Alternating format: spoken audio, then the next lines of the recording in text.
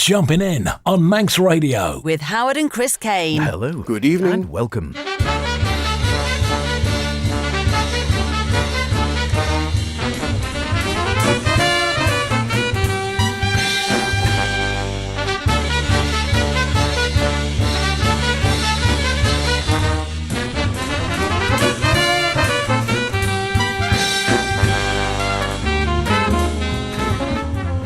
Ah, yes, it is indeed that time again, 9 o'clock on a Saturday night, which means it's time for Jumping In, the best in modern and contemporary jazz with myself, H. And me, Chris. Yes, welcome along to this week's Jumping In, where we focus on the art of saying more with less, or little and often, but not quite the same. Yes, it's a special focusing on minimalism in jazz, with an interview from the master of Zen-funk, as he calls it, pianist and composer Nik Bartsch. But before all that, what have you been paring down to the bare minimum this week, H? Yes, well, I'm staying with a minimalist theme, and surprisingly, there's an awful lot of it, which is a bit of a paradox, isn't it?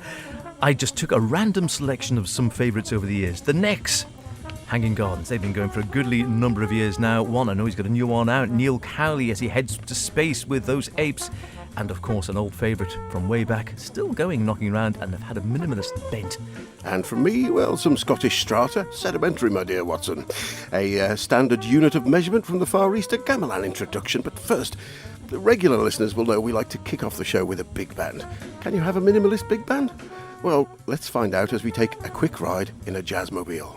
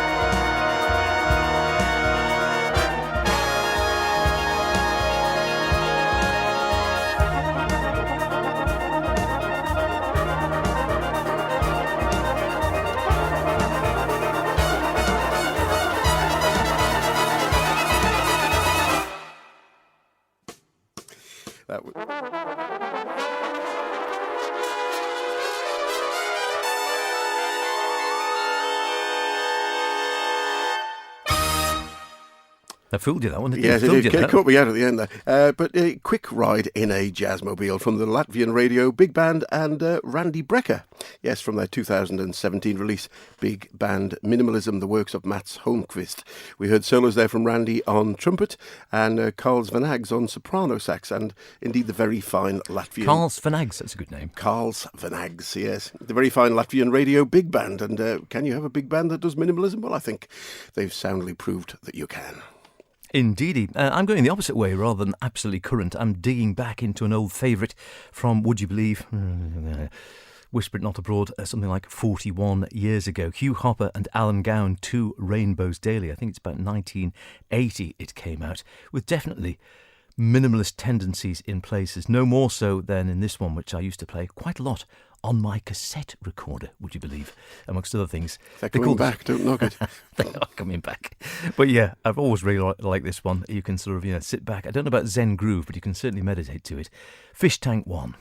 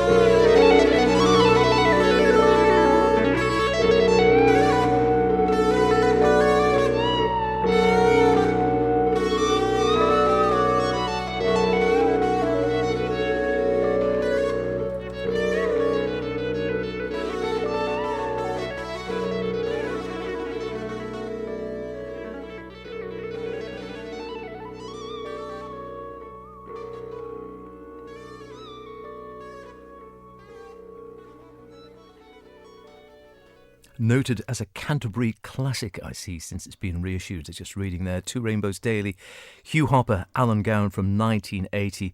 Long out of print. I first heard it on vinyl, probably your vinyl, I imagine.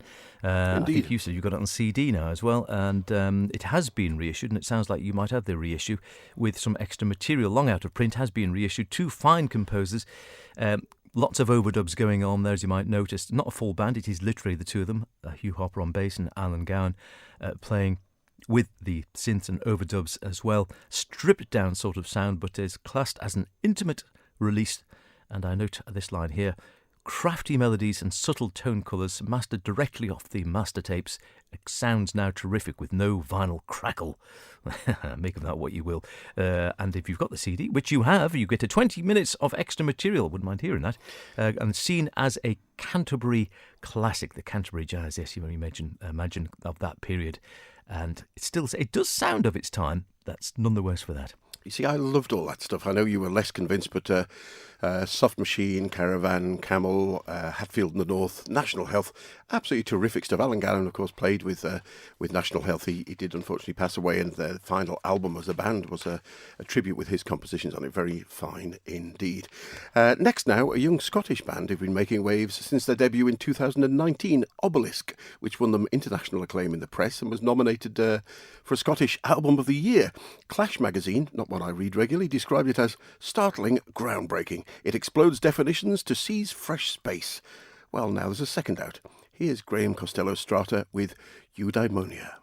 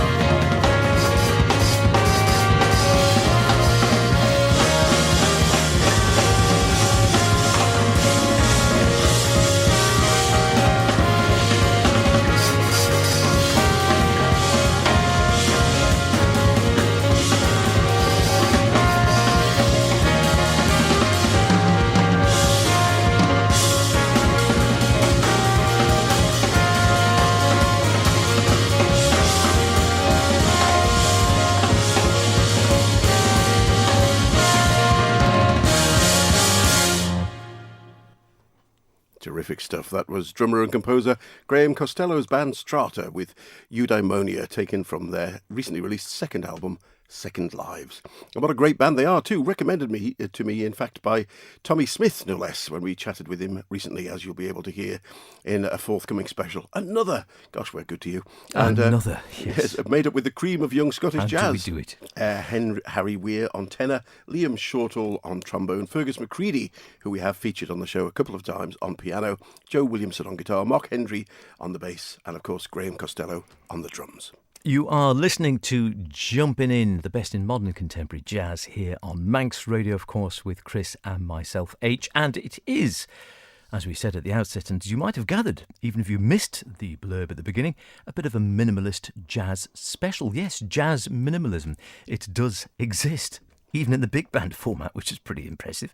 You quite often think perhaps of just solo piano, and that's where we're heading now, because we're going to enjoy listening to Nik Bartsch, the Zen-funk master, I think he entitles himself. If you're familiar with his work with Ronin and Mobile as well, on the ECM label, been around for a long time, a Swiss piano master, several albums out live and recorded on the ECM label over the last few years, and a new one out just in the last few months called Entendre. We've had the pleasure of listening to that, and also the pleasure of catching up with Nik from his Swiss HQ, his Swiss base via the wonders of Zoom, to ask him about the new album, which features just himself on piano. None of the, quite often does the big band, or at least a large ensemble with marimbas, xylophones, other percussive, bass guitars, etc. This is just him and a piano.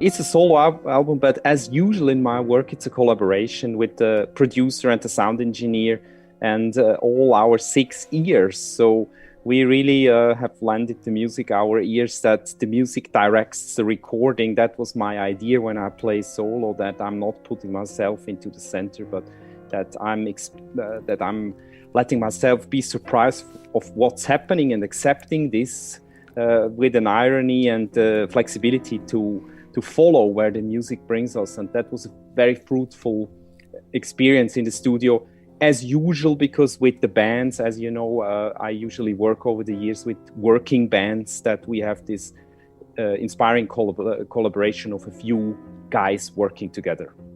And you really like to explore the percussive element of the instrument as well, I think. So as well as obviously playing in what you might call a standard fashion, you enjoy taking to the strings, plucking strings out, also using the sort of soundboard and the actual reverberance of the piano case itself, as it were. Right. For me, the piano is a full orchestra, and the percussive aspect is very important. We know that from the piano as a historic instrument, that there were many composers and players who used that. But in my case, I have a mix of interest in that percussion aspect, also because I played drums actually a lot as a kid. And I'm very interested in percussive music in general, from all sorts of styles. So this aspect, by using the fingers and very careful preparations that the piano is not harmed, is very important for me. I must say that in the beginning of my career, I very often had such bad pianos that preparation sometimes also helped to make it sound better. I know, looking back, it's Chris here. Nik, speaking of your childhood and obviously being a drummer percussionist before you got into playing the piano, you mentioned in your biog on the website that one of your inspirations was Steve Reich, in fact, and I was thinking back to my introduction to some of his music and potentially Pat Metheny playing electric counterpoint back in 1987. And I wondered if that was something that actually inspired you towards the Zen-funk movement of Ronin. That's one major influence. I know that recording also, of course, and many of Steve Reich's music, especially also his writing and piano face, as we know. Yes. What I like in his music is he uses a lot of percussion instruments in a very fluid sense, but also uses the marimba, which is such a beautiful instrument that is actually quite close to prepared piano, with that warm wooden sound that in combination with other instruments can create sounds that we never heard before. And the marimba is a very fresh percussive instrument of the 20th century, and it's still in development. Actually, a lot of interesting composers are writing for that. So that influenced me a lot in my first band, Mobile. The one major partner was the guy who played marimba, actually, and influenced me a lot in my listening. Are you happy with the term Zen-funk for the music? Is it something you think is an accurate description? Well, to be honest, I've chosen that myself to bring people talking about my music not on the wrong track. You know, we, of course, are influenced a lot by jazz as a very important tradition, playing with improvisation and with a consciousness for freedom in music and treating material. But on the other hand, we have also a lot of cliches in jazz. And when we are describing my music, it's dangerous to just call it jazz or meditative jazz or minimal jazz. It leads to the wrong direction. In our music is a lot of funk, drive, very sensual, direct rhythmic energy. And this kind of tension between the emptiness and presence of the Zen tradition, which is actually also very percussive, and on the other hand, that very sensual, direct, kinetic energy of funk inspired me always and also helped me to survive every day. So I thought I'd create a music and give that name that sounds like a paradox, but also sounds like a promise for the future.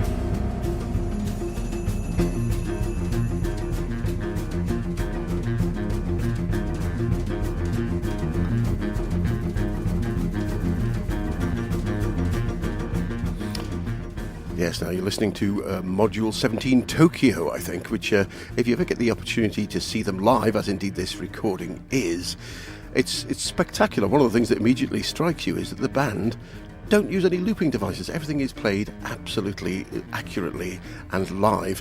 And the other curiosity is that all of Nik's tracks are all called Module, which perhaps makes it hard to remember a favourite track. And I asked him how that came about. Well, Chris, first of all, when I created my first record, I was a bit extreme and did not give any title to a track. So I just had the lengths of the pieces on the record because I thought that makes sense. It's just music, let's listening to the duration of that mystic kind of structure in the air. But then realistically, I started to think about what titles can I give that we can, talk about the pieces. And usually each piece has an idea and a structure and a clear dramaturgy. And when we were rehearsing or when I was talking to other people, we needed names for the pieces. So I wanted to find a piece name that allows you to bring in your own poetic freedom, your feelings, your emotions, your thoughts about the music. And that's why I've chosen a title that is kind of technical in the way the music is written, but on the other hand also goes on the tradition of etudes, sonatas, and technical descriptions of pieces like that. Another thing I noticed, we mentioned your inspirations, but you've inspired a great many other musicians the hereafter, I would say, particularly with your style of playing, and not least in the formation of your own Ronin Rhythm label. You've got a number of other artists who play varying styles of minimalist-inspired rhythmic and jazz-associated music, including more vocal group perhaps with Icarus, but also in Switzerland there are a number of other groups like the Acu Quintet, for example, or Sonar, who spring to mind. And is it something that you already felt there was an influence, or do you feel you're a driving father behind that figure? Well, that's a complex question. I think this is a long development, and we are influenced by many people, and very often some ideas are in the air or in a community. So what for me is important is to be part of an inspiration chain without saying that, I've invented it, but somehow that we support each other and influence each other. And what then is important, of course, is that each band, each artist brings out an own view on that. And of course, then when you collaborate with several artists or support them or produce them or just be in exchange, then you create a certain community that starts to develop different solutions for these minimalistic problems you create actually when you write this music. For example, in Sonar, one of the composers, Stefan Thelen, is older than I am, and he already experimented with things influenced by King Crimson and so on in the 80s. So I wouldn't say that I influenced him, but I was not so much in guitar music, but much more in classical chamber music, minimal music, and also ritual and jazz music from all over the world. So these influences are quite diverse, and I like the outcome, and I like that we could actually create a lot of music that flows in the similar directions, but has quite an individual character. And what was it that first drew you into the concept of minimalism? It is a very specified, rarefied area for some people. I know not everyone loves it. What was it that first drew you into the concept of minimalism, the music of the likes of Reich and Glass and perhaps Cage and such like? Right. So first of all, I was very interested in rhythmic music that worked with pattern already. As a kid, I was drumming on plates, on ashtrays, on all sorts of stuff. I liked rhythmic energy and kinetic flow of music. But that led me also to an interest in quite eclectic things, and I discovered over boogie-woogie, jazz, then Gershwin, Bartok, also modern abstract classical music, a lot of funk, Brazilian music and things like that. So then finally, as a teenager, I was diving into all these styles, and in the beginning of my 20s, I was asking myself, what is really essential? What are my affinities? And in music conservatory, I learned also a lot about American minimalism, but also about Ligeti and European influences in, let's call it an own view on minimalistic development. And I started to explore that in combination with my interest in Japanese music and into groove music, where you actually, in a lot of groove music like funk, also find a lot of minimalistic developments and kinetic flow energy. And that led to a quite radical questioning of my own affinities and also my own energy. Where do I have something to say? And that's why I cut it down all my involvement in other bands and try to focus on my music, on the philosophy behind it, and on the training of it.